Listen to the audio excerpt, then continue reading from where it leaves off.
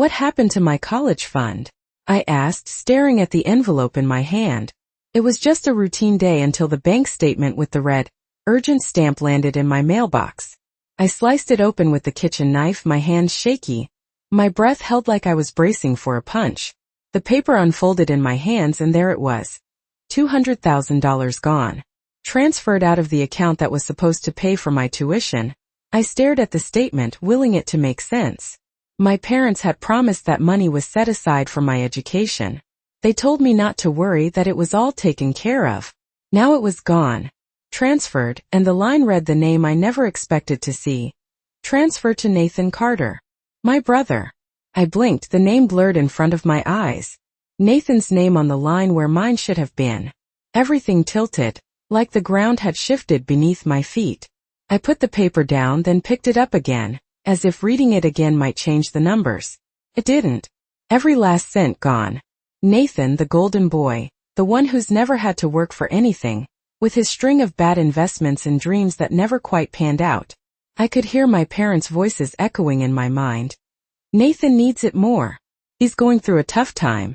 We're just trying to help him get back on his feet. I could almost see the pleading look in my mother's eyes, the sympathetic nod from my father.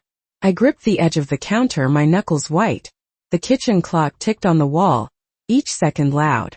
I'd been careful all these years, saving every birthday check, every graduation gift, every bit for the future they told me to plan for.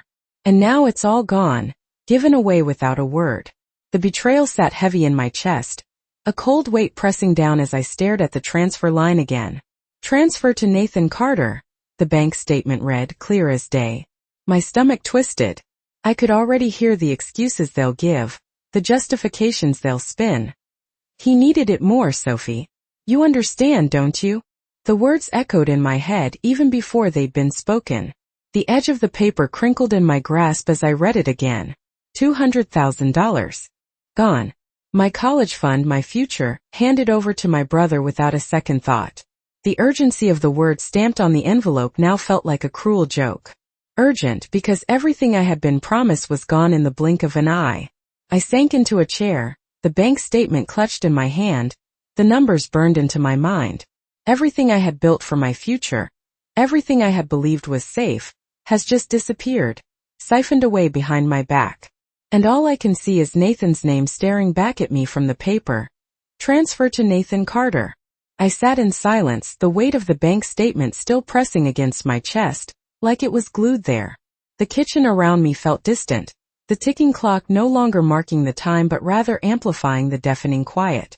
I looked at my phone, the screen dim, my thumb hovering over the contact for my parents. It was a decision I knew I had to make but couldn't bring myself to. What would I say? How would I even start?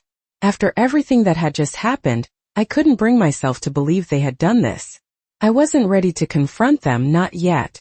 Not with so much unfinished in my mind. I picked up the paper again. Still read the same. Transfer to Nathan Carter. There was no mistaking it. There was no way to avoid it. $200,000. Gone. My entire future, handed to him like it was nothing. He never had to worry. He never had to save for a rainy day. And now the money I'd been promised, the money that was supposed to help me get through school, had been taken from me. The room felt cold again. I ran my fingers over the paper as if it might suddenly change, as if I might erase the words, make it all a bad dream. But it didn't change. It was real. The number burned in my mind. I stood up, pacing the small space, the walls closing in. I needed to think. I needed to figure out what to do next. My phone buzzed on the counter, breaking the silence. It was a text from my mother. Nathan's having a tough time. We thought you'd understand. He needs it more, Sophie. My stomach twisted. I read it over and over, trying to make sense of the words, trying to understand how they thought this was okay. Nathan, my brother, always the golden boy. The one who never had to try. The one who never had to work for anything. Everything came easy for him. And now they had just given him the very thing I had worked for. My future. For what? For a life he'd already taken for granted? My head felt heavy. I sat back down, the words still fresh, still cutting deep. I had never asked for much. I had never wanted to be the center of attention. Never needed grand gestures. But this was a betrayal of the highest order. I had been careful all these years. I saved every penny, every birthday check, every graduation gift, all with the intention of making something of myself. My parents had promised me that my college fund was safe, that my future was secure. And now it was gone. Not a single word from them. No warning. No discussion. Just a cold transfer of my hard-earned future. My phone buzzed again. Another message, this time from my dad. Asterisk, we didn't want to hurt you. Nathan needs it to get back on his feet. You know how it is. Asterisk, I put the phone down slowly, as if the act itself could somehow distance me from the anger rising inside. I didn't know what it was. Anger? Betrayal? Disappointment? A mix of everything, I suppose. The phone lay there, the messages now taunting me. I knew exactly what they were going to say. They always justified everything when it came to Nathan. He was always the priority. Always the one they made excuses for. Always the one they bailed out. I wasn't sure how much longer I could stand it.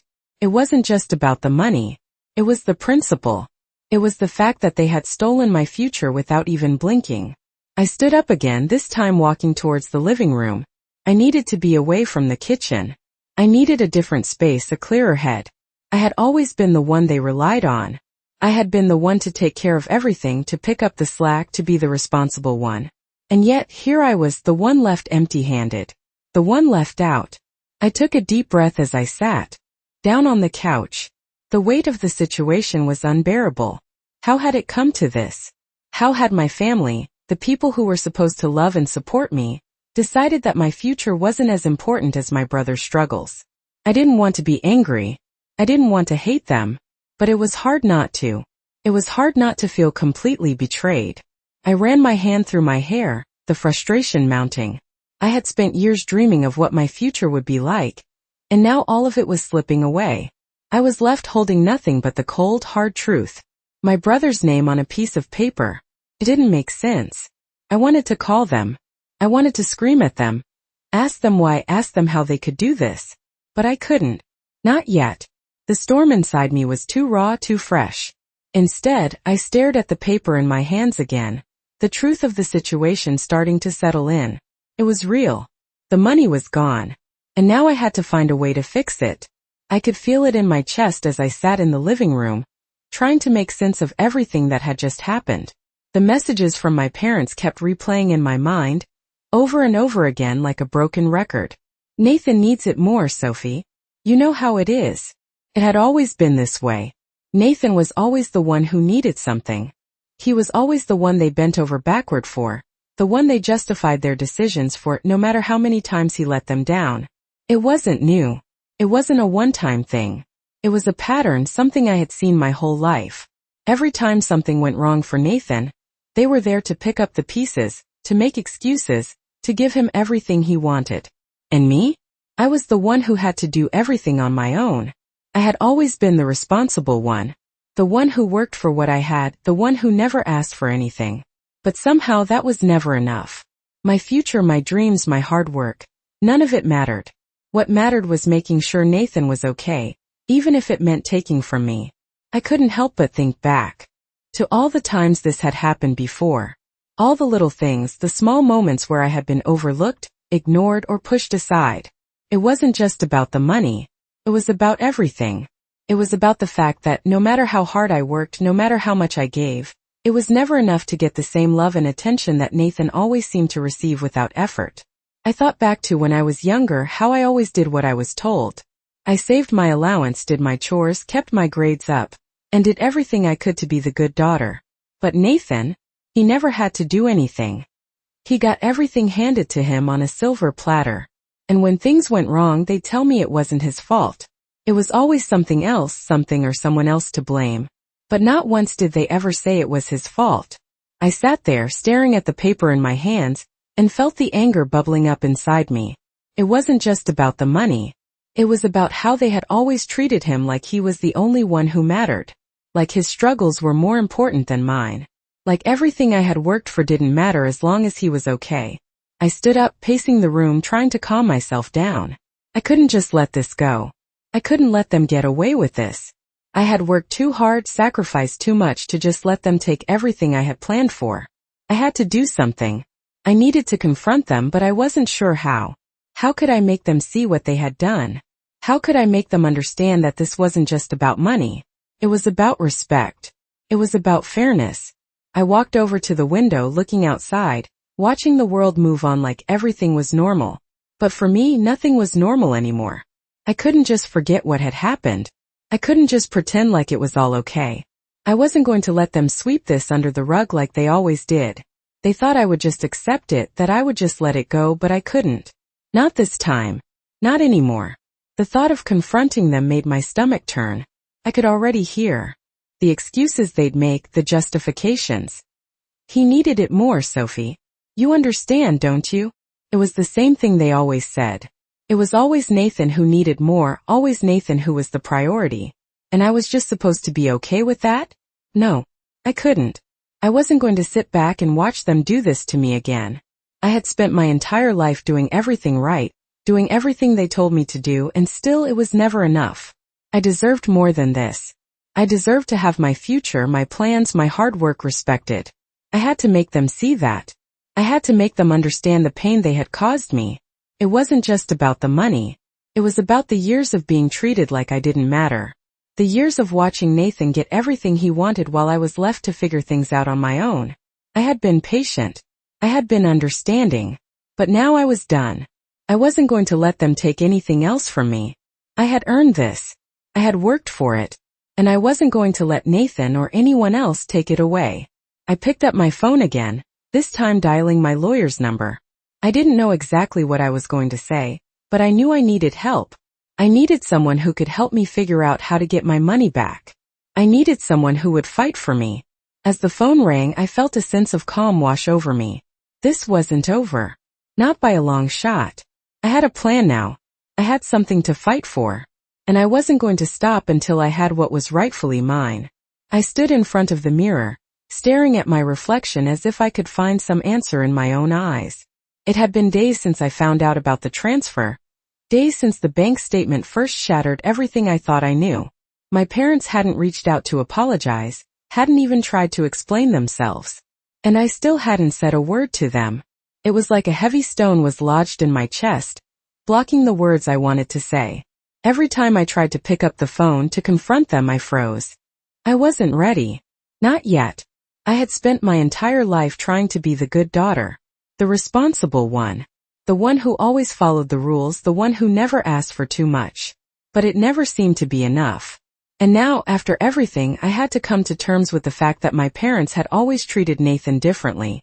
My brother, the one who could do no wrong, the one who always seemed to get away with everything. He was their priority. Always had been. They'd never told me this, of course.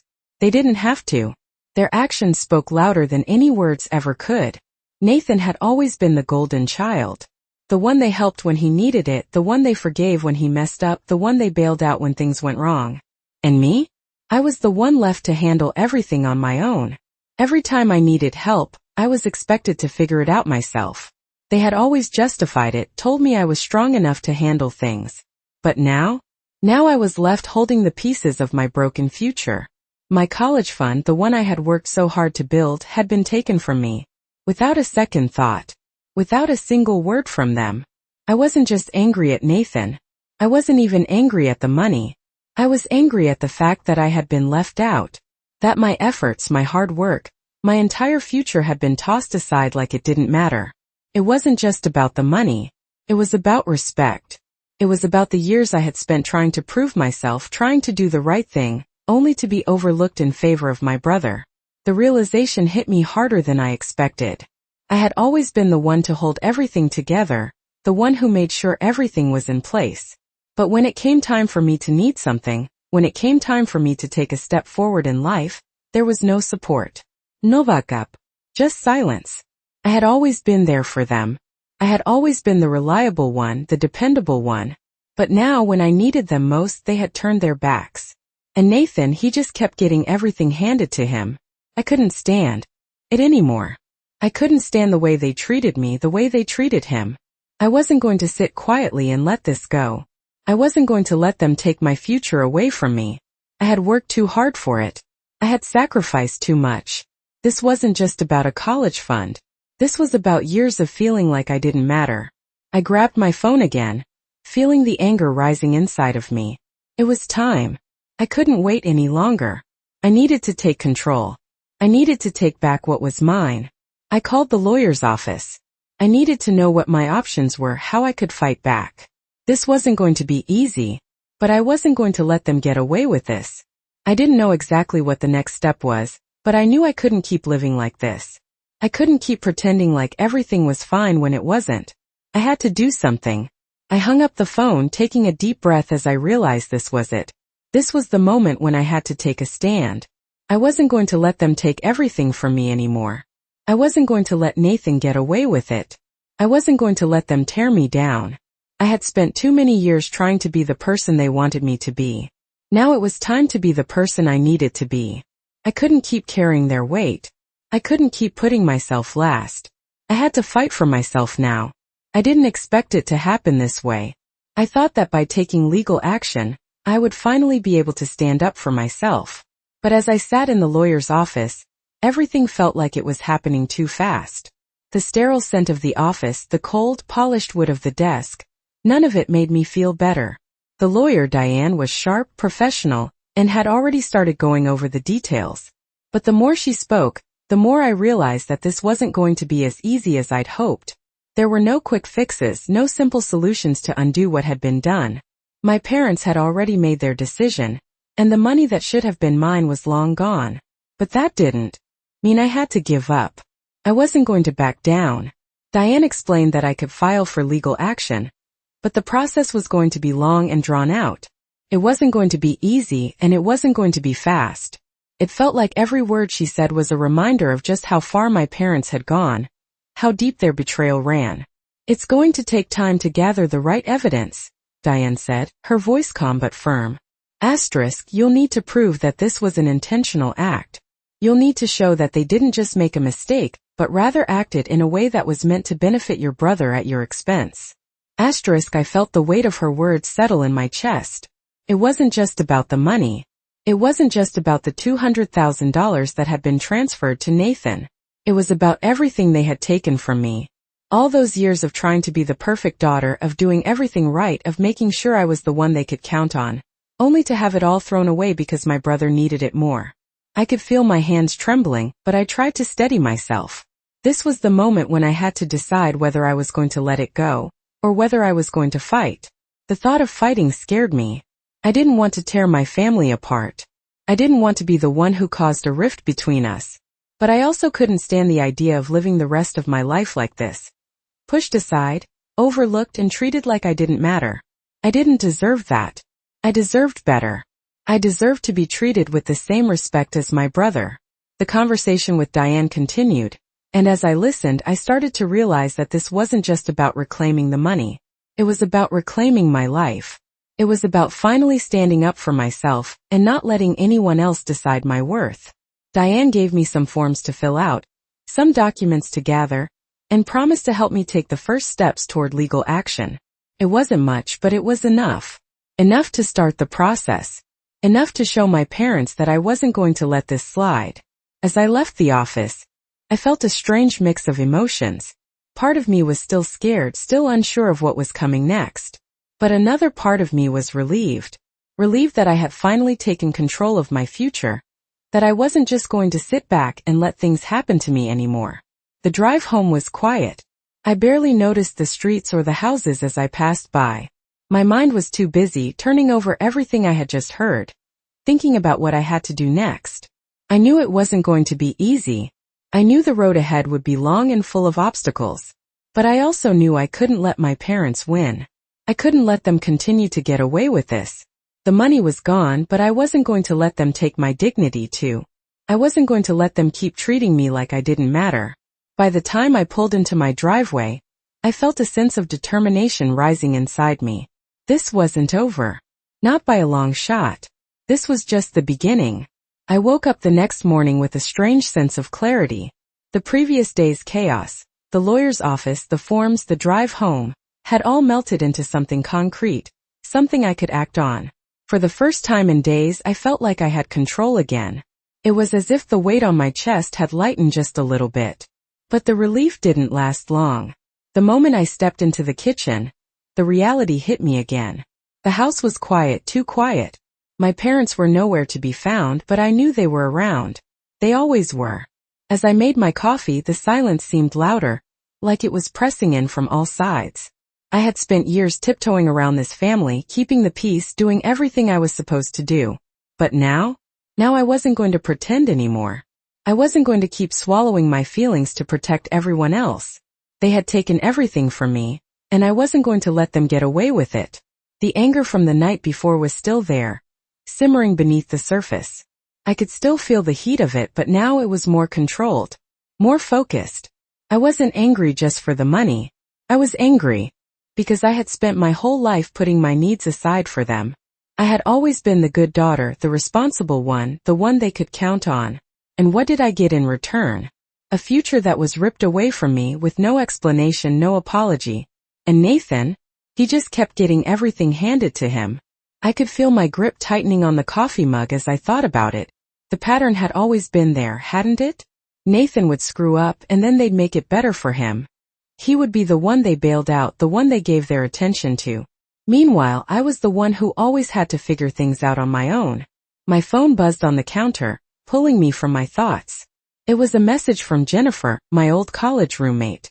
She had been the first person I had confided in after everything with Nathan, and the money came to light. Asterisk. Hey, how are you doing? I'm thinking about you. Do you need anything? Asterisk. It was a simple message, but the kindness of it almost made me cry. I hadn't realized how much I had been bottling up until that moment. I typed out a quick response telling her I was doing okay, but my mind kept going back to the conversation I'd had with the lawyer. The more I thought about it, the more I realized that it wasn't just about getting the money back. It was about making sure this didn't happen again. I wasn't going to let my parents get away with treating me like this, not anymore. I needed to set boundaries to show them that I wasn't someone they could just walk all over. The phone buzzed again. This time it was a call from my mom. I froze. Part of me wanted to ignore it, to let it go to voicemail. But the other part of me knew that I couldn't keep avoiding this. Not if I wanted to move forward. Not if I wanted to stand up for myself. I took a deep breath before answering. Asterisk. Hello. Asterisk. My mom's voice was soft, almost tentative. Asterisk. Sophie. We need to talk. Asterisk. I could hear the hesitation in her voice, and for a moment, I almost felt bad. Almost. But I knew this conversation wasn't going to be easy. Asterisk. What's going on? Mom. Asterisk. I asked, my voice calm, steady. I know this isn't easy for you, she said, and I could practically hear her trying to find the right words. But Nathan really needed the money and we thought. She trailed off, as if the explanation she had ready wasn't enough. I could feel my chest tightening again, but I forced myself to stay calm. Asterisk. You thought what, Mom? That I wouldn't need it? That I wouldn't care about my future? You gave him my college fund without telling me. Without asking me. How do you think that makes me feel? Asterisk. There was a pause on the other end of the line, and for a brief moment I thought she was going to say something, maybe apologize. But instead she responded, Asterisk. Sophie, you've always been the strong one. You've always figured things out. Nathan. He's going through a tough time. He's just struggling right now. I know you understand. Asterisk. I could feel the anger bubbling back up inside me. She wasn't apologizing. She wasn't taking responsibility. She was still justifying it, still making excuses. I understand, I said, my voice low, controlled. Asterisk. But that doesn't make it right. And I'm done being the one who always has to understand. I'm done being the one who always sacrifices, who always puts everyone else first. You took my future, Mom. And I'm not just going to let that go. Asterisk. I could hear her sigh on the other end of the line. Asterisk. Sophie, I never meant to hurt you. I never thought you'd take it this way. Asterisk. Of course you didn't, I said, shaking my head even though she couldn't see me. Asterisk. But you did. You hurt me. And now I need to figure out how to fix this. Asterisk. There was a long pause, and then my mom's voice came through softer. Asterisk. I didn't think it would come to this. Asterisk. Well, it has, I said firmly. Asterisk. And I'm not just going to sit back and pretend it didn't happen. I'm going to take action, and I need you to understand that. The conversation ended soon after, but the weight of it lingered in the air. I knew it wasn't over. I knew they would try to justify it again. But I had made up my mind. I wasn't going to let this go. Not anymore. I spent the next few days sorting through the mess. My life had become. The lawyer had sent over a list of documents I needed to gather. Everything from bank statements to family records. I had no idea it would be this complicated. But I couldn't afford to stop now. The anger that had fueled me when I first found out about the money was still there, but now it was sharper, more focused. I had a plan. I was going to take back control, even if it meant turning my life upside down in the process. The next morning I woke up early. I couldn't remember the last time I'd felt so restless. I barely slept the night before. My mind racing with everything I had to do. The house felt empty without the usual chaos of my parents or Nathan around. It was just me now. Alone. I didn't even realize how much I had relied on the constant noise, the distractions. But now, all I could hear was the sound of my own breathing, the ticking of the clock in the hallway, and the whisper of the wind outside.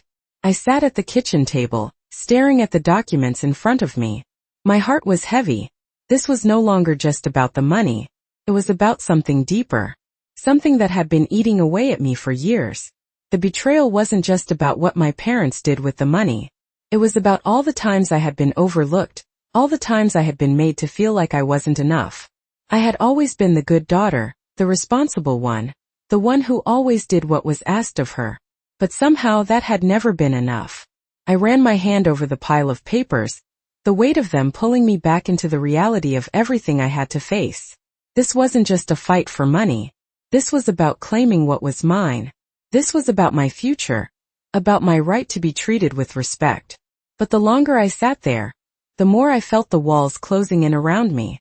The weight of the situation was suffocating. I needed a break. I needed to get out of my head for a while. I grabbed my jacket and walked outside, feeling the cool morning air on my skin. It was a strange comfort, the way the wind tugged at my hair, the way the sun slowly began to rise in the sky. Everything was still, yet there was a quiet energy in the air. I had always loved mornings like this. They were peaceful, calm. But today they felt different. The peace felt like a lie, something that was never going to come back. I walked to the end of the driveway, my feet crunching on the gravel beneath me. It was as if I was trying to outrun the feelings that had been building inside me for years. Trying to outrun the anger, the hurt, the betrayal. But no matter how far I walked, it always followed me. The thought of confronting my parents again weighed heavily on me. I didn't know how I was going to do it. I didn't know what to say. But I knew I couldn't avoid it forever. I had to face them. I had to make them understand that what they did wasn't just a mistake. It was a choice. And I wasn't going to let them get away with it. As I stood there staring out at the street, I made a decision. I wasn't going to be a doormat anymore.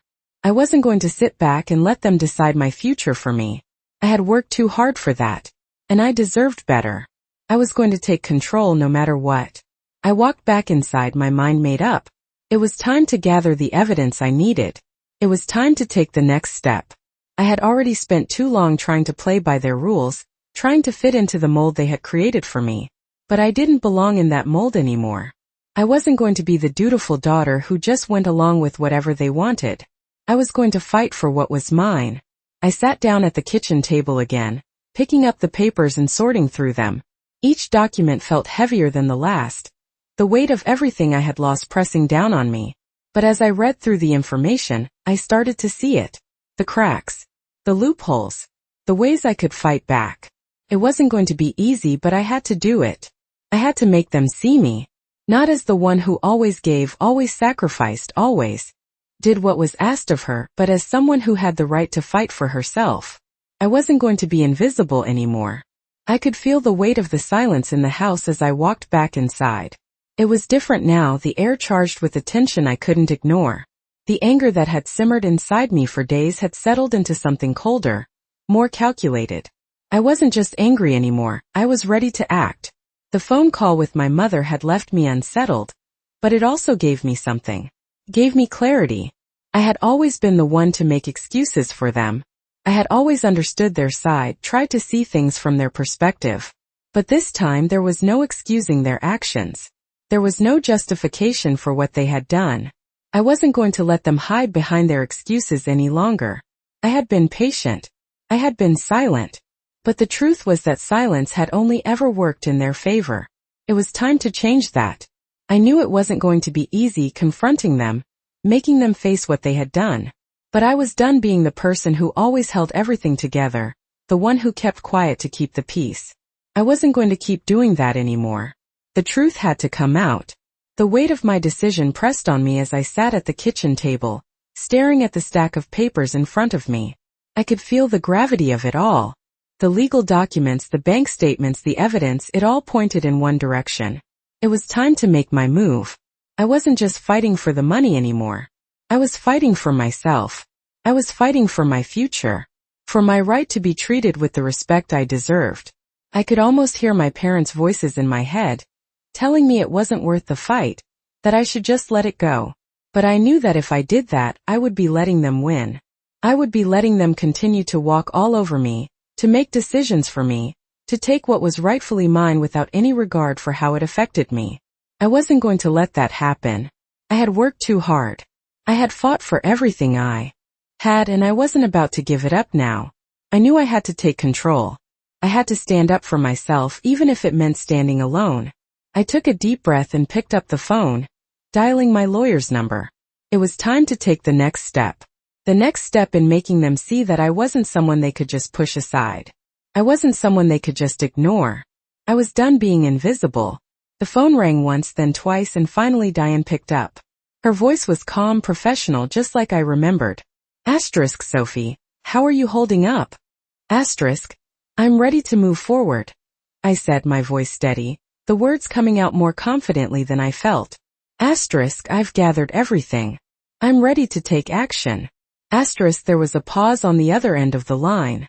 I could hear her flipping through papers, maybe reviewing the documents I had sent. Okay, she said, her voice serious now. Asterisk, let's take it one step at a time. We'll start with the bank statements. Then we'll move on to the family records.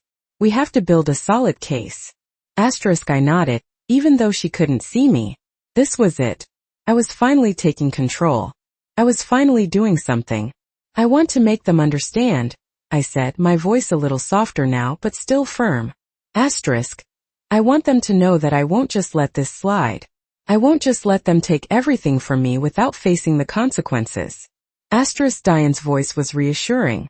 Asterisk, you're doing the right thing, Sophie. This isn't going to be easy, but we'll get through it. We'll make sure they understand. Asterisk, I hung up the phone, feeling a sense of relief wash over me. It wasn't much, but it was a start. It was the first step in taking back what had been stolen from me. I wasn't sure how it would play out, but for the first time in a long time, I felt like I was finally doing something for myself. I wasn't just letting things happen to me anymore. I was taking control. I was going to fight for what was rightfully mine.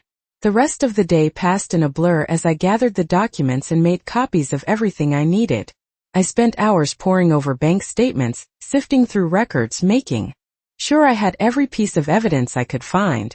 It felt exhausting, but it also felt empowering. This was my chance to finally be heard. This was my chance to finally be seen. As the day turned to night, I sat back in my chair, looking at the pile of papers in front of me. It wasn't over yet, but it was a start. And that was all I needed. A start. I stood up, stretching my arms over my head. My body was tired, but my mind was clear. I wasn't going to let my parents or anyone else control my future anymore. This was my time. This was my fight.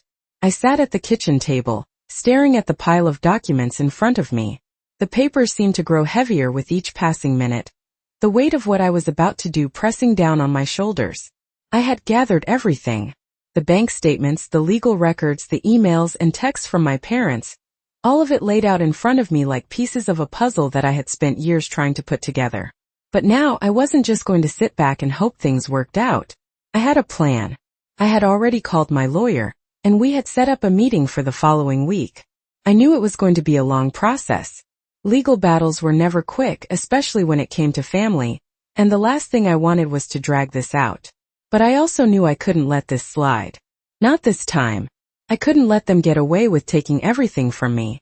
I had always been the one who kept the peace, the one who made sure everything went smoothly, even when it meant sacrificing my own happiness. But not anymore. I wasn't going to keep letting them use me as a doormat. I was going to fight for what was mine. I looked at the documents again, my fingers brushing over the pieces of evidence that would help me prove my case. My parents had always known how to manipulate the situation, how to make me feel guilty for standing up for myself.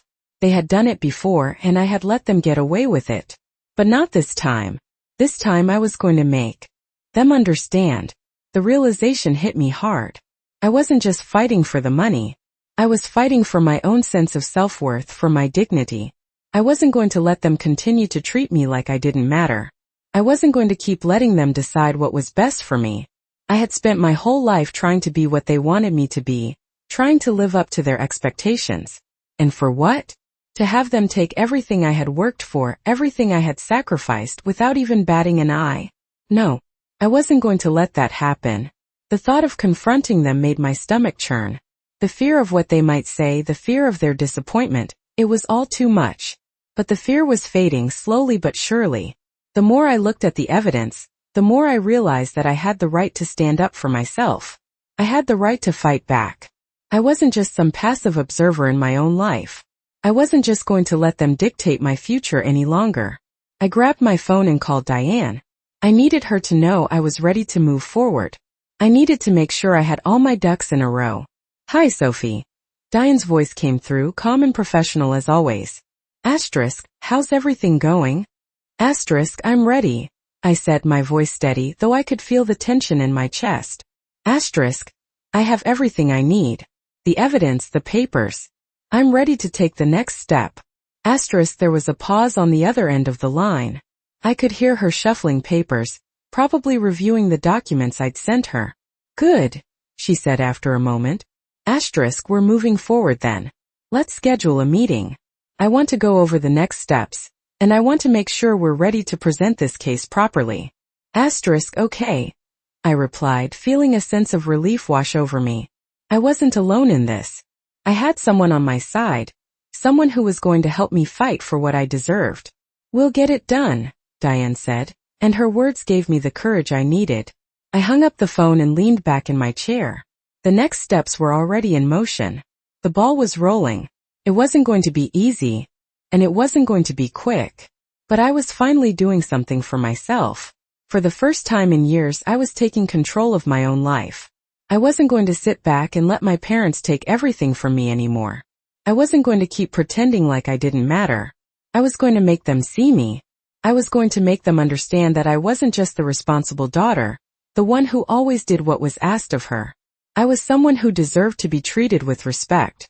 I wasn't going to be invisible anymore. I sat in the car outside the lawyer's office, taking a deep breath.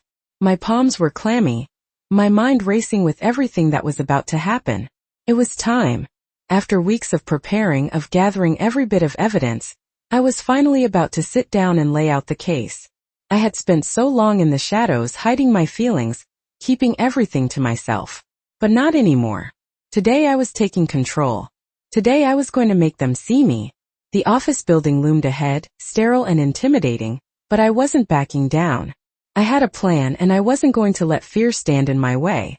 I knew this wasn't going to be easy. It wasn't going to be quick. But I was ready. I grabbed the folder with the documents, the stack of bank statements, the messages from my parents, and the emails I had carefully saved. I had everything I needed. The hard part was over. Now it was time to make it count. Walking into the office felt like stepping into a new life. I wasn't just a daughter anymore. I wasn't just the responsible one who always followed the rules and did what was asked of her. I was someone who was standing up for herself. Diane, my lawyer, greeted me with a reassuring smile, but I could see the seriousness in her eyes. She had been with me every step of the way, but now it was all real. Asterisk, ready? Asterisk, she asked, her voice calm and steady. I think so, I replied, my voice more confident than I felt. Asterisk, let's do this. Asterisk, we sat down at the table, and I handed her the folder. The silence between us was heavy, but not uncomfortable. This was what I had been preparing for. This was the moment where everything changed. Diane flipped through the papers, reviewing everything I had gathered. She nodded, marking a few things as she went through it. I watched her closely, waiting for her reaction. When she finished, she looked up at me, her expression thoughtful. "This is solid," she said, her voice firm. Asterisk, we have a case here. It's going to take time, but we can move forward. Asterisk, relief flooded through me, but it was quickly replaced with a surge of determination. I wasn't just going to sit back and wait for something to happen. I was going to make it happen. Asterisk, how do we begin? Asterisk, I asked. First, we'll file a formal complaint, Diane explained. Asterisk, we'll present the evidence, and then we'll work through the legal channels. It's not going to be quick, but we have to make sure everything is in place before we take the next step. Asterisk, I nodded. It wasn't going to be easy, but I could handle it. I had to. I had spent too long hiding from this. Now I was facing it head on. After the meeting, Diane handed me a list of next steps. It was going to be a lot of paperwork, a lot of waiting, but I could do it. I wasn't going to let them win. I wasn't going to let them walk all over me anymore. I walked out of the office feeling a strange mix of exhaustion and exhilaration. It wasn't over yet, but I had taken the first step. I had made the decision to fight for myself. For the first time in a long time, I felt like I was in control. The road ahead was still unclear, but I knew one thing for sure. I wasn't going to let fear dictate my actions anymore. I wasn't going to be the passive daughter, the one who always kept quiet to keep the peace. I was going to stand up for myself no matter what. I wasn't going to let my parents keep controlling my life. I wasn't going to let them decide what was best for me anymore. I was going to make my own decisions, and I was going to fight for my future. I could already hear my parents' voices in my head, trying to justify everything, telling me that they did it for Nathan, that it wasn't meant to hurt me. But I didn't believe them anymore. I wasn't going to let their excuses define my worth. I wasn't going to let them continue to push me aside, to treat me like I didn't matter. I mattered, and I was going to make sure they knew that. I sat in the living room, staring at the pile of documents on the coffee table. The evidence I had gathered over the past few weeks was all in front of me, ready to be used. My lawyer, Diane, had already told me that the next step was to file the formal complaint. The decision to move forward had been made, but the weight of it still felt heavy. I hadn't heard from my parents since our last conversation. They knew something was coming, but I hadn't expected them to reach out. I wasn't sure what I wanted from them anymore, but part of me still longed for some sort of acknowledgement, some kind of apology, even though I knew that wasn't likely. It was strange, this quiet in the house. After the decision to take action, everything seemed to slow down, like the world was waiting to see what would happen next. I felt like I was standing at the edge of something, looking down at the unknown. The uncertainty was overwhelming. I had made up my mind, and now I had to live with the consequences of it. I picked up my phone and dialed Diane's number. It was time to take the next step to make everything official. I wasn't going to wait around any longer.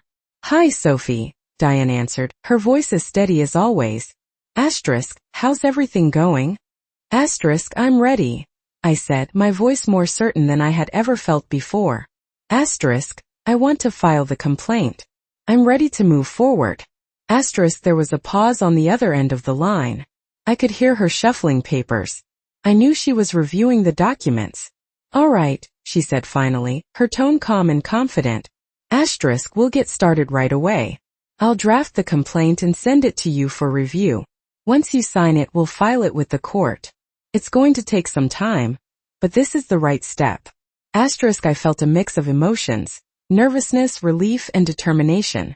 But most of all, I felt like I was finally taking control of my life. The wait would be hard, but I knew I had to see it through. I wasn't going to back down now. Thank you, I said, trying to steady my voice. Asterisk, let's do this. Asterisk, we're in this together, Diane assured me. Asterisk, I'll keep you updated every step of the way. Asterisk, after hanging up, I sat there for a moment, letting the words sink in. I had taken the first step. The rest would follow. I could feel my heart pounding in my chest, but it wasn't fear anymore. It was a feeling I hadn't experienced in a long time, empowerment. I wasn't waiting for someone to give me permission anymore. I was making my own decisions, and for the first time in a long time I was proud of myself. I stood up, taking a deep breath, and walked over to the window. The sun was starting to set outside, casting a warm glow over the neighborhood. Everything looked peaceful, calm. But inside me there was a storm brewing. I had made a choice. I had chosen to fight for what was rightfully mine. And there was no turning back now. I knew it wasn't going to be easy. I knew there would be moments when I would doubt myself, when I would second-guess my decision. But I couldn't turn back. I couldn't go back to the person I had been before, the one who silently accepted everything, who quietly let others walk all over her. That person was gone. The person standing in front of the window now was someone who would fight for what she deserved. For the first time in my life, I wasn't going to let fear control me. I wasn't going to let my parents control me. I was going to make my own path, one step at a time. The next few weeks were a blur of meetings, phone calls, and legal paperwork. Every day felt like a new step in the process, each one getting me closer to the day when everything would come to a head. And with every step, the weight of what I was doing became more real. I wasn't just fighting for money. I was fighting for my dignity. I was fighting for my right to exist in this family as someone who mattered. I wasn't invisible anymore. I stood in front of the courthouse feeling the weight of everything I had been through settling in. The papers had been filed, the legal battle was underway, and all the work I had put into this moment was now a reality. But despite the relief that came with knowing I was finally taking control, there was a lingering tension. The fear of what would come next, the uncertainty of how my family would react. It was all too real. As I walked up the steps, the sound of my shoes clicking against the concrete echoed in the quiet morning. The world around me seemed unchanged, and yet, everything in my life had shifted. My parents still hadn't reached out. I had expected them to call, to try to talk things over, but nothing. And as much as I had wanted to hear their side, to understand their justification, I knew that this was the right choice. I had made my decision, and there was no turning back now. I had to see this through no matter how hard it was, no matter how many times I doubted myself. Inside the courthouse, everything felt cold, too sterile. The walls, the floor, the air, it was all too formal, too distant. I wasn't used to this world.